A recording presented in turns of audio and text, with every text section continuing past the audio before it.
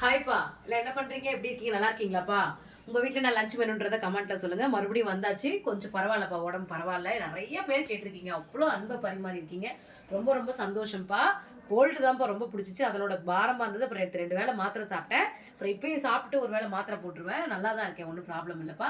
வாங்க நம்ம வீட்டில் என்ன லஞ்சுன்னு பார்க்கலாம். இன்னைக்கு சமைச்சிருக்கேன், ரொம்ப கொஞ்சம் நல்லாவே சமைச்சிருக்கிறேன். உங்கள் வீட்டில் என்ன லஞ்ச் மெனுன்றதை கமெண்ட்டில் சொல்லுங்கள். வாங்க.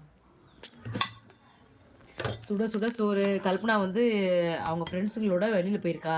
சரி, அவளுக்கு வந்து சாப்பாடு வேணான்னு சொல்லிட்டா. ஒரு ஃப்ரெண்டுக்கு பர்த்டே, அவங்க வீட்டுக்கு போயிருக்கா. அதனால்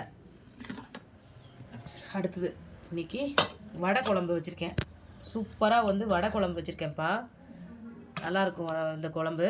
கொஞ்சம் வாய்க்கு காரசாரமாக ஏதாவது சாப்பிட்ணும் போல இருந்தது, கசப்பாக இருந்தது. அதனால் வடையை கடிச்சிட்டே சாப்பிட்றலாம். இருந்தாலும் முட்டைக்கோஸ் பொரியலுப்பா. சரி, நேற்றே யாரெல்லாம் சரியாக சாப்பிடல, அதனால் இந்த மாதிரி குழம்பு வச்சேன்.